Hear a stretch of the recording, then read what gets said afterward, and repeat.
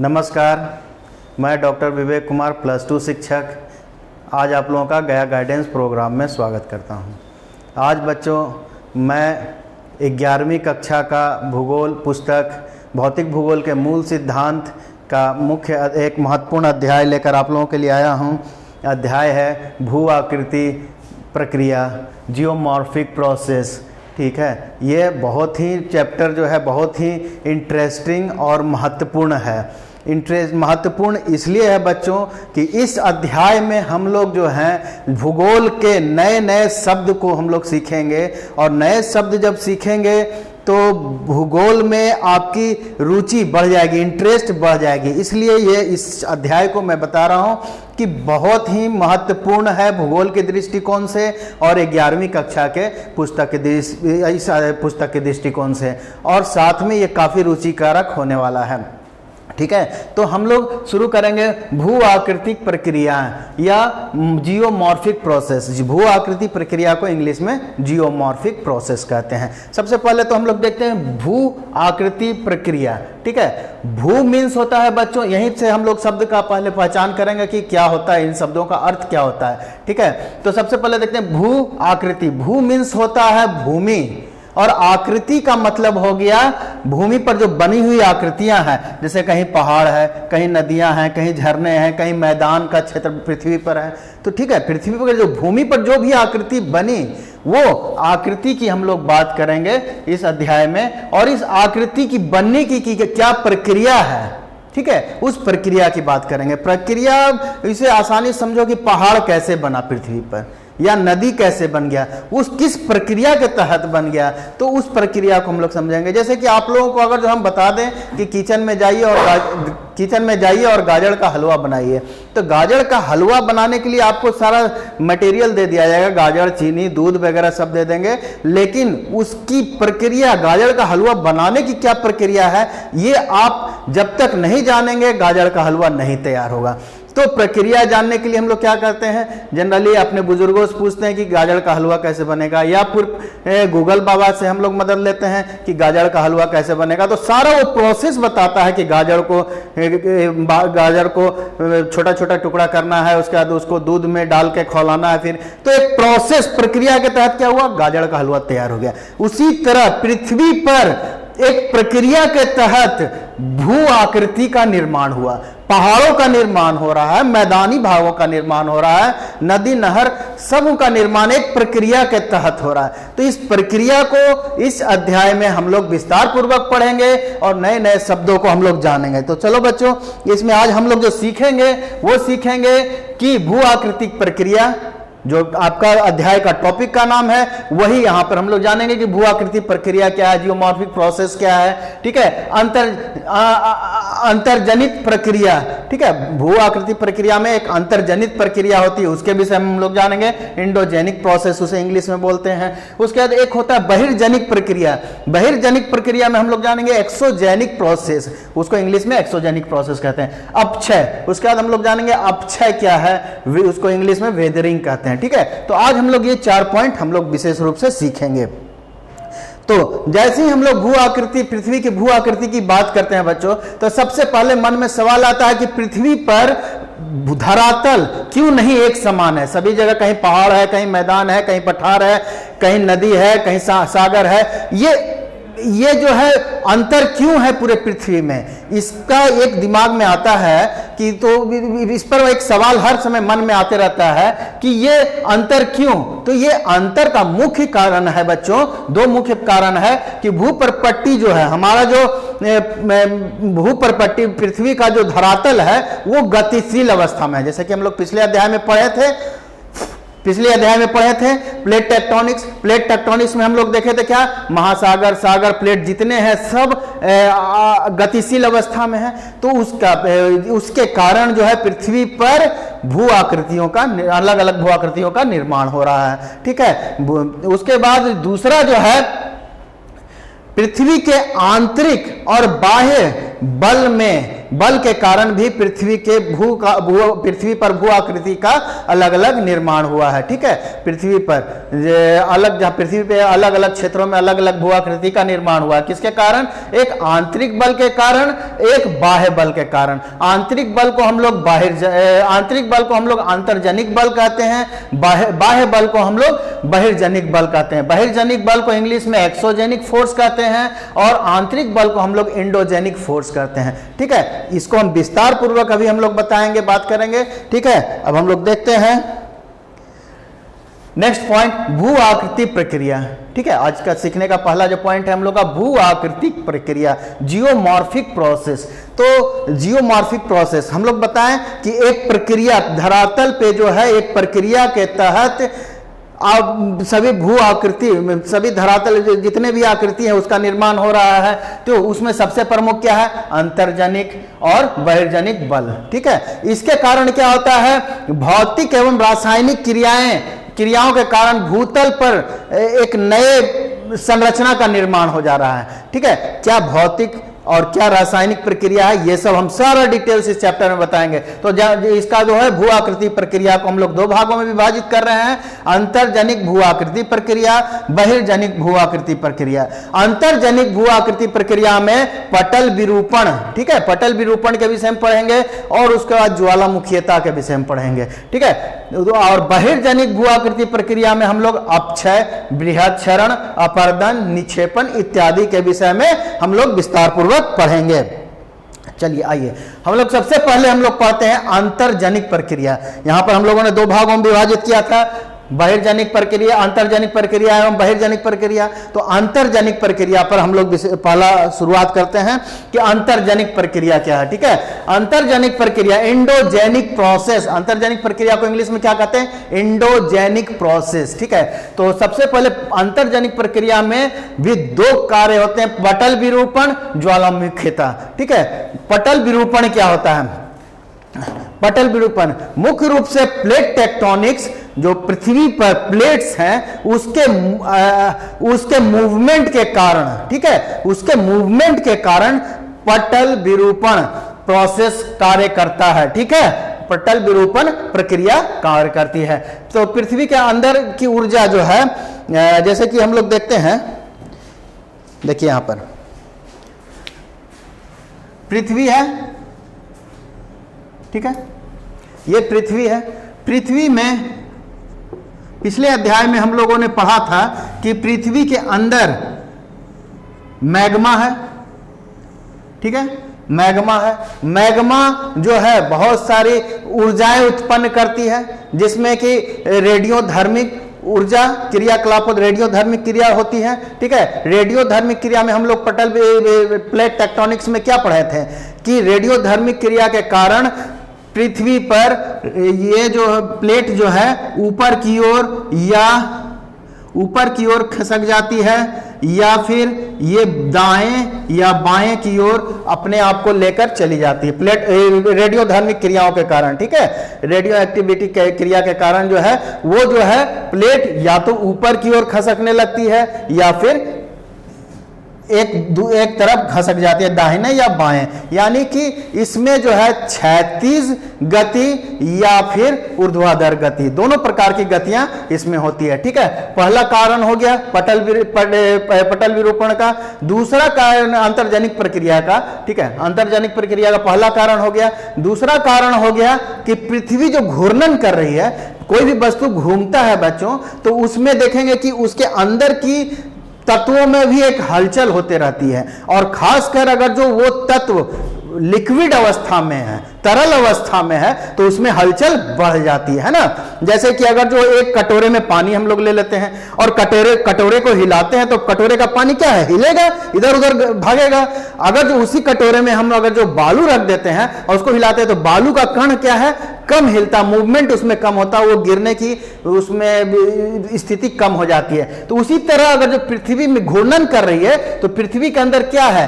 तरल अवस्था है, पृथ्वी के अंदर में गर्म लावा, गर्म मैग्मा जो है तरल अवस्था में है, उसके मूवमेंट के कारण जो है मैग्मा में हलचल होते रहती है। तो एक अंतर्जनिक प्रक्रिया, अंतर्जनिक बल के उत्पन्न होने का दूसरा कारण है कि पृथ्वी का घूर्णन। अगला कारण है पृथ्वी की उत्पत्ति के समय, पृथ्वी की उत्पत्ति के समय जो ऊष्मा उत्पन्न हुई आज भी पृथ्वी के अंदर विद्यमान है। ठीक है, वैज्ञानिक कहते हैं कि पृथ्वी के अंदर जो उत्पत्ति जब हुई थी पृथ्वी की, हम लोग बात किए थे कि पहला चैप्टर जो हम पढ़ाए थे उसमें हम बताए थे कि पृथ्वी की उत्पत्ति जब हुई थी तो वो गर्म अवस्था में थी, तरल अवस्था में थी, गैसियस अवस्था में थी। पृथ्वी का ऊपरी भाग, पपड़ी जो है, क्रस्ट जो है वो तो ठोस हो गया, लेकिन अंदर का भाग आज भी लिक्विड अवस्था में है। तो आज भी उसमें पृथ्वी के अंदर की जो गर्मी है, ऊष्मा है, उससे हमें एक मूवमेंट, एक अंतर्जनिक प्रक्रिया, ठीक है, अंतर्जनिक प्रक्रिया का बल का एहसास होता है, जिसके कारण पृथ्वी के ऊपर क्रस्ट पे जो है बहुत सारी संरचनाओं का निर्माण हो जा रहा है। ठीक है, उसके बाद जो है बच्चों भूपट्टी में बहुत सारे स्थानों पर भूपरपट्टी कहीं मोटा है, हमने बताया था कि प्लेट टेक्टोनिक्स पढ़ाते समय कि कहीं पे क्रस्ट जो है बहुत मोटा है, कहीं पे पतला है। जैसे महासागरीय भागों में क्रस्ट वो पतला था और धरातलीय महाद्वीपीय भागों में क्रस्ट जो था मोटा था। तो इससे क्या होगा, अंतर्जनिक बल जो है पतले भागों में, क्रस्ट के पतले भागों में अधिक शक्तिशाली होगा, जबकि क्रस्ट के मोटे भागों में, महाद्वीपों पर अंतर्जनिक बल कम कार्य करेगा। ठीक है, उससे क्या होगा कि स्थलाकृति का निर्माण सबसे ज्यादा कहां होगा, महासागरों में, और कम कहां होगा, महाद्वीपों पर होगा, क्योंकि महाद्वीप के जो होते हैं क्रस्ट वो तो मोटे के साथ साथ कड़े भी हो जाते हैं। ठीक है, इसके कारण जो है महाद्वीपों पर इस पर निर्माण होता है। अनेक महासागरों में भूआकृति का निर्माण अधिक होता है, स्थल खंडों में भूआकृति का निर्माण कम होता है। या प्राचीन काल में जो हो चुका है वही आज जो है निर्माण हो चुका है, और अब नया स्थल खंड महाद्वीपों पर बहुत कम निर्माण हो रहा है। ठीक है, अगला पॉइंट जो है पटल विरूपण में, और दूसरा है, पहला हम लोग देखते हैं ज्वालामुखीता।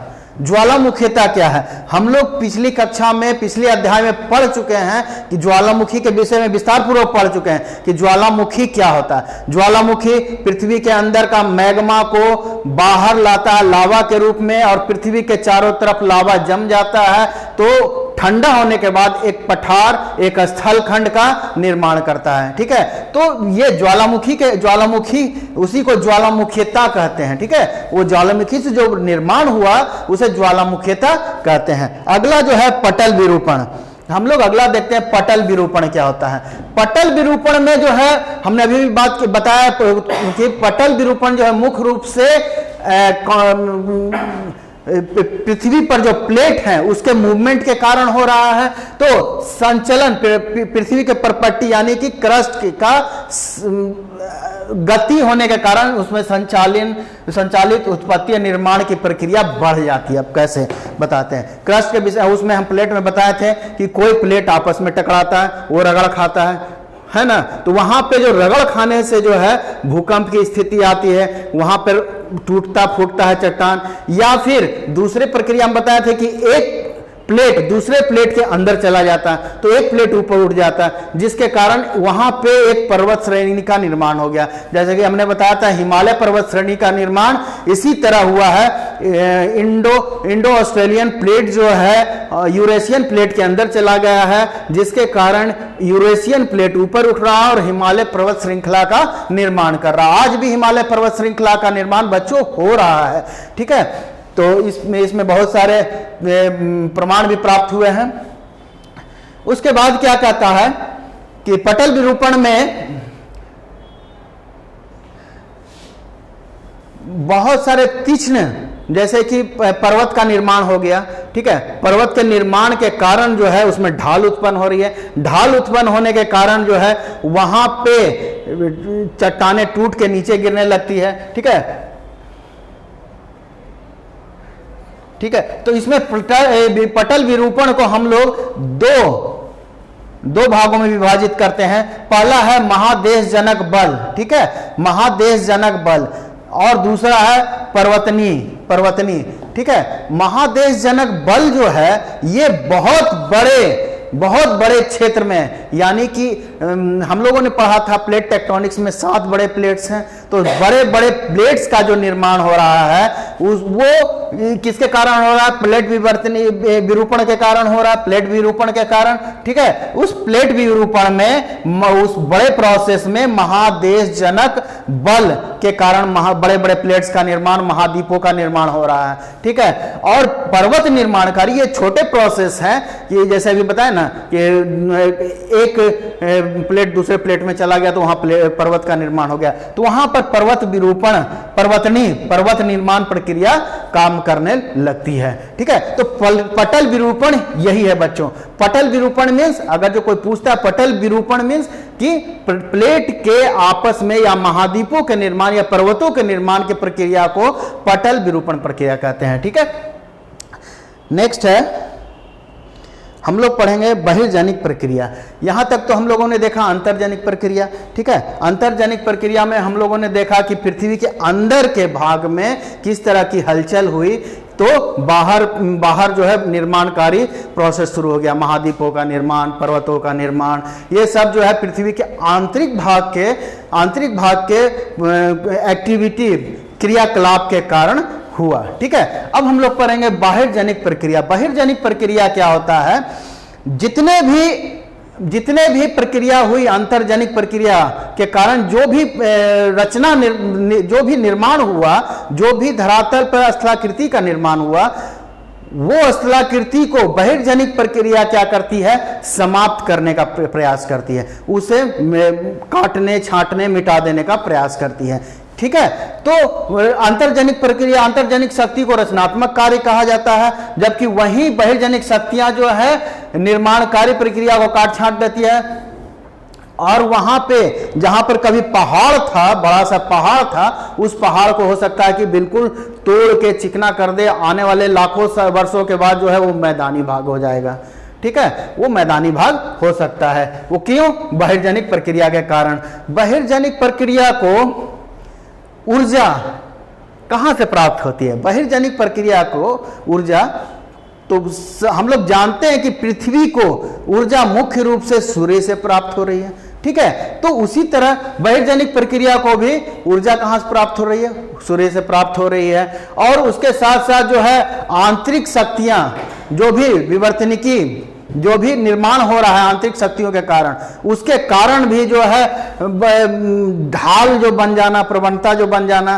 प्रवणता एक शब्द आ रहा है बच्चों। ठीक है, प्रवणता मीन्स होता है कि ढाल, जैसे पहाड़ों पर, पर्वतों पर जो एक ढाल का निर्माण हो जा रहा है उसे प्रवणता कहते हैं। तो वो प्रवणता के कारण भी, अब जैसे कि ढाल का निर्माण हो गया तो वहां से नदियां निकलेगी, तो ढाल से क्या करेगा? वो नदी मिट्टी, चट्टान काटते छांटते हुए आगे बढ़ेगा। तो वही तो बहिर्जनिक पावर है, फोर्स है। ठीक है, तो बहिर्जनिक प्रक्रिया जो है प्रवणता के कारण उसे ऊर्जा मिल रही है, सूर्य ताप के कारण, जलवायु के कारण इत्यादि के कारण जो है बहिर्जनिक प्रक्रिया को ऊर्जा मिल रही है। दूसरा चीज जो है गुरुत्वाकर्षण। अगर जो गुरुत्वाकर्षण बल पृथ्वी पर नहीं होता तो हम भी या कोई भी वस्तु पृथ्वी पर नहीं रहती। ठीक है, तो क्या होता है? बहिर्जनिक प्रक्रिया में जो भी वस्तु टूटता फूटता है वो गुरुत्वाकर्षण के कारण पृथ्वी पर ही चिपका हुआ रह जाता है। ठीक है, नहीं तो अगर जो गुरुत्वाकर्षण बल नहीं रहता तो धूल, कण, नदी, पानी सब वायुमंडल में तैरते रहता, हम और आप भी तैरते रहते हैं। ठीक है, लेकिन गुरुत्वाकर्षण के कारण हम लोग पृथ्वी पर चिपके हुए रहते हैं। और गुरुत्वाकर्षण भी एक जो है बहुत बड़ा प्रक्रिया है बहिर्जनिक प्रक्रिया को, कार्य को पूरा करने में। ठीक है, धरातल के पदार्थ गुरुत्वाकर्षण प्रतिबल के अतिरिक्त आणविक प्रतिबल पर भी प्रभावित होती है। धरातल का जो भी पदार्थ है, ठीक है, वो गुरुत्वाकर्षण बल से तो प्रभावित हुआ ही, आणविक बल के कारण भी वो प्रभावित होती है। कैसे प्रभावित होती है? तापमान में परिवर्तन के कारण। ठीक है, टेम्परेचर जब बदल जाएगा तो चट्टानें टूटने फूटने लगती है। ठीक है, तापमान में बदलाव के कारण भी। उसके बाद जो है क्रिस्टलन के कारण भी, ठीक है, क्रिस्टलन जो है छोटे छोटे टुकड़े जो हो जाते हैं चट्टानों के, ठीक है। उसके बाद कोई वस्तु जैसे कि पिघलन के कारण, जैसे कि हिम जम गया, बर्फ जमा हुआ है किसी पर्वत श्रेणी में, तो वो जब पिघलता है तो अपने साथ बहुत सारे मलबा वहां से लेकर चलता है, ठीक है। उसके बाद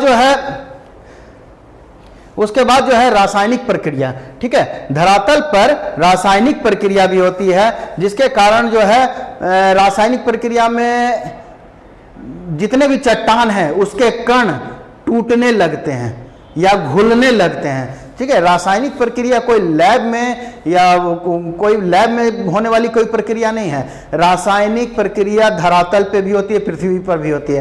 तो आप सोचोगे कि सर रासायनिक प्रक्रिया में कौन कौन केमिकल भाग लेता, नहीं, रासायनिक प्रक्रिया में कोई केमिकल नहीं, सिर्फ पानी, जल जो है एक बहुत बड़ा केमिकल है किसी भी वस्तु को अपने अंदर घोल लेने में।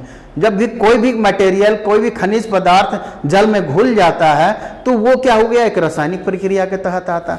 तो ये सब सवालों से डरना नहीं है बच्चों। ये सब शब्द जो है रासायनिक प्रक्रिया, आप कहोगे साइंस आ गया, नहीं, साइंस नहीं आ गया, ये नेचर है, ठीक है। इस नेचर को आप समझो। तो क्या हुआ, रासायनिक प्रक्रिया के कारण जो है खनिज पदार्थ, चट्टानों के खनिज पदार्थ, मिट्टी के खनिज पदार्थ वो घुल जाते हैं और चट्टानों को ढीला कर देते हैं, ठीक है। जब किसी पार्टिकल्स, किसी भी वस्तु से उसका कोई पार्टिकल निकाल लिया जाएगा तो ऑटोमेटिकली वो जो है चट्टान या वस्तु कमजोर हो जाएगा, है ना। तो वही होता है। उसके बाद जो है रासायनिक प्रक्रिया के बाद जो है अपक्षय, बृहत क्षरण, अपरदन एवं निक्षेपण का मूल ये बनता है। अपक्षय क्या होता है, बृहत क्षरण क्या होता है, अपरदन क्या होता है, निक्षेपण क्या होता है, सारी चीज हम लोग आगे पढ़ेंगे। अपरदन या अपक्षय एक जान लो कि अपक्षय अपरदन जो होता है किसी वस्तु, चट्टानों को तोड़ने फोड़ने का क्रियाकलाप होता है। उसके बाद उसे एक स्थान से दूसरे स्थान जब जमा करते हैं, मलबा जो भी चट्टान टूटा फूटा, उसे एक स्थान से दूसरे स्थान, या तो पानी या हवा या हिम नदी या महासागरों में जो लहर उठते हैं वो कहीं तो जला के जमा करेगा। वो जो जमा करता है उसे निक्षेपण कहते हैं। क्या कहते हैं, निक्षेपण। ये सब शब्द आप समझो, ठीक है। एक बार समझ जाओगे तो इस चैप्टर को समझने में भी आसानी होगी और इंटरेस्ट भी जागेगा, और भूगोल में भी आपका इंटरेस्ट बहुत ज्यादा जागेगा। उसके बाद कहता है धरातल पर, चूंकि पृथ्वी है, पृथ्वी पर हम लोग जान रहे हैं कि कहीं सूर्य की रोशनी बहुत ज़्यादा सीधी पड़ती है, कहीं पर तिरछी पड़ती है, कहीं पर बिल्कुल नहीं पड़ती है। जैसे ध्रुवों पर हम चले जाएं, उत्तरी ध्रुव और दक्षिणी ध्रुव में, तो सूर्य की किरण क्या है, बिल्कुल नहीं के बराबर, 6 महीना तो वहाँ लगभग नहीं के बराबर सूर्य की किरण पड़ती है, ठीक है। और भूमध्य रेखा पर हम चले आए तो भूमध्य रेखा पर पृथ्वी सूर्य की किरण जो है बिल्कुल लंबवत पड़ती है सालों भर। तो ये जो इसके कारण जो है सूर्य, पृथ्वी पर जलवायु समान नहीं है पूरे पृथ्वी पर, ठीक है। सूर्य की किरण के कारण पूरे पृथ्वी पर जलवायु सामान्य नहीं होती है, जिसके कारण जो होता है पर्वत, ये बहिर्जनिक प्रक्रिया प्रोसेस, बहिर्जनिक प्रक्रिया जो है अलग अलग क्षेत्रों में अलग अलग तरीके से कार्य करती है, ठीक है। यहां तक समझने में कोई दिक्कत नहीं होना चाहिए।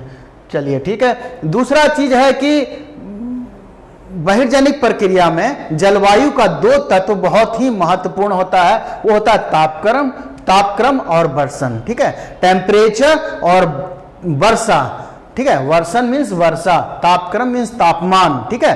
तापक्रम और वर्षा जो है बहुत ज्यादा प्रभावित करती है बहिर्जनिक प्रक्रिया को, प्रोसेस को बढ़ाने में। जैसे कि खाना पकाने में पानी और आग, तापमान मीन्स आग ही ना हुआ, बहुत ज्यादा काम करता है। तो ये दोनों, कोई भी खाना बनाओगे पानी और आग तो लगेगा ही लगेगा, ठीक है। तो वही चीज है कि यहाँ पर कोई भी वस्तु, कोई भी धरातल पर स्थलाकृति का निर्माण हो रहा है तो यहाँ पर भी तापक्रम और वर्षण का महत्वपूर्ण योगदान है। उसके बाद जो है पूरी जो बहिर्जनिक प्रक्रिया है, बहिर्जनिक प्रक्रिया के तहत जो तैयार हो रही है स्थलाकृति, ठीक है, या उसका समापन हो रही है, बहिर्जनिक प्रक्रिया के को एक शब्द लिया गया है उसके लिए, उसको कहते हैं अनाच्छादन, इंग्लिश में कहते हैं डेनुडेशन, ठीक है। अनाच्छादन जो है इसमें अपक्षय, बृहच्छरण, अपर्दन इत्यादि जितने शब्द आते हैं सबको मिलाकर अनाच्छादन शब्द कहा गया, यानी कि बहिर्जनिक प्रक्रिया को अनाच्छादन भी आप कह सकते हो, ठीक है। कोई दिक्कत? उसके बाद जो है हमने बताया कि विभिन्न जलवायु प्रदेशों में जो है अलग अलग प्रोसेस प्रक्रिया के तहत स्थलाकृति का निर्माण बहिर्जनिक प्रक्रिया में होता है, या समापन उसका जो है नष्ट करता है, काटता छाटता है। उसमें जो है वायु का वेग है, उस क्षेत्र की ऊंचाई कितनी है, समुद्र तल से ऊंचाई कितनी है, ठीक है, वो भी एक बहुत बड़ा मायने रखता है। उसके वायु का वेग क्या है, ठीक है, वायु की दिशा कैसे चल रही है, ठीक है। उसके बाद वर्षण का मात्रा और प्रकार क्या है, वर्षण मीन्स वर्षा कितने अधिक वर्षा कहाँ उस क्षेत्र में हो रही है और किस प्रकार की वर्षा हो रही है, ठीक है। तो ये सब जो है वाष्पीकरण, या फिर वहाँ कहीं पे बर्फ जम जाता है, हिमकरण, बर्फ जमने को हिमकरण, वाष्पीकरण, हिमकरण, ठीक है, उसके पिघलन हो गया, इत्यादि जो है प्रोसेस जो है आपको बहिर्जनिक प्रक्रिया के तहत होती है, ठीक है। अब हम लोग एक सवाल मन में आपके आ रहा होगा कि ठीक है सर, कहीं कहीं जलवायु समान होती है, तो वहां पर बहिर्जनिक प्रक्रिया जो है अलग अलग तरीके से कैसे काम करता है, ठीक है। जलवायु समान होने, क्योंकि पूरा पृथ्वी पर अगर जो हम लोग भूमध्य रेखा के चारों तरफ घूम जाएं, तो भूमध्य रेखा के चारों तरफ जितने भी देश आते हैं, यानी भूमध्य रेखा जिन जिन देशों से, जिन जिन क्षेत्रों से होकर गुजरती, वहां देखोगे अलग अलग प्रकार की स्थलाकृति का निर्माण हुआ है, या अलग अलग प्रकार की बहिर्जनिक प्रोसेस प्रक्रिया कार्य कर रही है। तो वो कैसे हो रहा है, क्योंकि वहां तो जलवायु लगभग समान है, ताप है, धूप में सूर्य की रोशनी समान आ रही है, वर्षा भी हो रही है समान तरह से। तो वहां पे फिर देखा जाता है कि सैल यानी कि चट्टान, सैल मीन्स चट्टान किस प्रकार का है, वो मुलायम है, वो कठोर है, या मध्य वर्ग का है। तो वो चट्टानों के प्रकार के कारण भी जो है वहां की बहिर्जनिक प्रक्रिया तेज या धीमी हो सकती है, ठीक है। उसके बाद हम लोग देखते हैं बहिर्जनिक तत्व, ठीक है। अभी तक हम लोग बात कर रहे थे बहिर्जनिक प्रक्रिया, तो बहिर्जनिक प्रक्रिया जो है उस पे काम, उसके साथ कोई तत्व काम करती होगी, क्योंकि बहिर्जनिक प्रक्रिया कोई अपने आप चलने वाला प्रोसेस नहीं है, ठीक है। उसके लिए कोई ना कोई तत्व उसका सहयोग करेगा, तभी वो प्रक्रिया काम करेगी, बहिर्जनिक प्रक्रिया। जैसे कि बहिर्जनिक प्रक्रिया का जो तत्व है वो है जल, हिम मीन्स बर्फ, वायु इत्यादि जो है बहिर्जनिक प्रक्रिया के तत्व हैं, ठीक है। ये क्या करते हैं, पदार्थों का अधिग्रहण करते हैं, ठीक है। अधिग्रहण मीन्स उसे अपने में ग्रहित कर लेना, अपने में समा लेना, और उसका परिवहन करते हैं, एक स्थान से ले जाते हैं दूसरे स्थान। जैसे कि हवा अगर जो धूल कण को अपने में समाहित नहीं करेगा, अधिग्रहण नहीं करेगा, तो वो एक स्थान से दूसरे स्थान कैसे ले जाएगा, ठीक है। पानी, अगर जो नदी चल रही है वो किसी भी पार्टिकल को अपने में समाहित नहीं करेगा, तो एक स्थान से दूसरे स्थान कैसे ले जाएगा। तो वही चीज है कि वो जो है जितने भी बहिर्जनिक तत्व हैं वो जो है पदार्थों को, धरातल के पदार्थों को अपने में अधिग्रहण करके एक स्थान से दूसरे स्थान पहुंचाती है, और वहां जाकर निक्षेपित कर देती है। क्या कर देती है, निक्षेपित यानी जमा कर देती है, ठीक है। उसके बाद जो है इसके ढाल की प्रवणता, हमने बताया था कि अगर जो पहाड़ी क्षेत्र से नदी निकल रही है, या पहाड़ी क्षेत्र से हवा निकल रही है, पर्वतीय क्षेत्र से हवा निकल रही है, तो वो तेजी से वहां से धूल कणों को उठाकर दूसरे स्थानों पर ले जाएगी। क्यों, क्योंकि वहां पर ढाल की प्रवणता के कारण एक स्थान से दूसरे स्थान वो ले जाकर निक्षेपित कर देगा। और गुरुत्वाकर्षण भी साथ में काम करेगा। क्या करेगा, गुरुत्वाकर्षण उसे आसमान में, वायुमंडल में तैरने नहीं देगा, उसे धरातल पर चिपका के रखेगा, ठीक है। तो ये हो गया, ठीक है। एक कारक, एक गतिशील माध्यम है, जैसे कि प्रवाहित जल, हिमानी हवा, लहरें, धाराएं इत्यादि। हम लोगों ने देखा कि ये गतिशील पदार्थ है, अभी हम लोगों ने बात किया। उसके बाद जो है कहता है कि हिमानी प्रमुख जल, भूमिगत जल, हिमानी हवा, लहरें एक स्थान से वस्तु को उठाकर दूसरे स्थान, ये हमने बता दिया। उसके बाद बता दिया कि गुरुत्वाकर्षण कैसे पदार्थों को अपने धरातल पे ही चिपका के रखता है। भले ये तत्व जो भी है बहिर्जनिक तत्व, जल, हिम, वायु, ये एक स्थान से उठाकर दूसरे स्थान वस्तु को ले जाने का प्रयास करती है, लेकिन गुरुत्वाकर्षण क्या करता है, उसे धरातल में चिपका कर रखता है, पकड़ के रखता है। ठीक है, इस प्रकार ये जो है अपर्दन, परिवहन एवं निक्षेपण की गुरुत्वाकर्षण बल के बिना नहीं होगा। ठीक है, ये सारी प्रक्रिया जो है अपर्दन, परिवहन, निक्षेपण, गुरुत्वाकर्षण बल के बिना नहीं होगा। गुरुत्वाकर्षण बल का महत्वपूर्ण योगदान है। ठीक है, उसके बाद जो है हम लोग बात करेंगे बहिर्जनिक शक्तियों, एक्सोजेनिक पावर की। तो हमने बताया कि बहिर्जनिक शक्तियां जो है वो उसे अनाच्छादन भी कहते हैं, डेनुडेशन भी कहते हैं इंग्लिश में, अनाच्छादन। ठीक है, बहिर्जनिक शक्तियों को अनाच्छादन कहते हैं। अनाच्छादन को हम लोग दो भागों में विभाजित करते हैं, अपक्षय, अपर्दन। ठीक है, अपक्षय और अपर्दन। अपक्षय को इंग्लिश में वेदरिंग कहते हैं, अपर्दन को इरोजन कहते हैं। ठीक है, हम लोग देखते हैं, सबसे पहले हम लोग देखते हैं अपर्दन। अपर्दन के कुछ कारक हैं, महत्वपूर्ण कारक, जिसमें अपर्दन के नदी, हवा, हिमानी, समुद्री जल। ठीक है, यहां तक कोई समझने में दिक्कत नहीं। अब अपर्दन को हम लोग देखते हैं कि अपर्दन एक गतिशील शक्ति है। ठीक है, जो कि चट्टानों को काटती छांटती है और घिस कर एक स्थान से दूसरे स्थान ले जाती है। अपर्दन का काम क्या है? सिर्फ काटना छाटना। अपर्दन काम कैसे करता है? इन चारों तत्वों के आधार पे। ठीक है, नदी में पानी कैसा है, कितना वेग से चल रहा है। ठीक है, हवा कितनी तेजी से बह रहा है, उसमें कितनी शक्ति है। ठीक है, हिमानी या समुद्री जल। ठीक है, ये सब, समुद्र में लहर कैसे कितनी तेजी से उठ रहा है, तो वो क्या करेगा, वस्तु में धरातल के जो भी चट्टान है उसको काट के एक स्थान से दूसरे स्थान में ले जाकर निक्षेपित करेगा। तो अपर्दन के चार कारक हैं। अपर्दन एक गतिशील शक्ति है, याद रखना है कि अपर्दन कैसी शक्ति है, एक गतिशील शक्ति है। ठीक है, जो कि चट्टानों को घिसकर काट छांट कर बनती है। ठीक है, उसके बाद जो है हम लोग ये पढ़ लिया अपर्दन। अब हम लोग देखेंगे अपक्षय। ठीक है, अपक्षय को इंग्लिश के में कहते हैं वेदरिंग। अपक्षय का मतलब क्या होता है? क्षय मीन्स टूटना, बिखरना, इससे साफ जाहिर हो रहा है। ठीक है, अपक्षय अपने आप क्षय हो जाए। ठीक है, यहां पर कोई शक्ति काम नहीं कर रहा, अपने आप पड़ा हुआ है चट्टान धरती पर, कहीं पर पहाड़ों पर पड़ा हुआ है, वो अपने आप वहीं रखा टूट गया। कोई मैजिक हो रहा है, कोई जादू हो रहा है? नहीं, ये जादू नहीं है, ये प्रकृति का, नेचर का ये है। ठीक है, कैसे है वो देख लेते हैं। तो क्या कहता है कि चट्टानें अपने आप क्षय हो जाए, टूट जाए। अपक्षय यांत्रिक या रासायनिक अपघटन है। ठीक है, जिसके कारण चट्टान भौतिक स्वरूप में, जो चट्टान का अपना भौतिक स्वरूप होता है वो समाप्त हो जाता है। ठीक है, अपक्षय क्या है? एक रासायनिक या भौतिक यांत्रिक क्रिया है, जिसके कारण भौतिक चट्टानों का जो है भौतिक स्वरूप वो समाप्त हो जाता है। यानी कि चट्टान एक बहुत बड़ा था, वो धीरे धीरे टूट के छोटे छोटे बालू के कण या मिट्टी में परिवर्तित हो जाता है। और क्या कहता है कि चट्टान, या जब चट्टानें बिना स्थान बदले विशेष प्राकृतिक कारकों की क्रिया से अपखंडित या अपघटित होती रहती है, उसे अपक्षय कहा जाता है।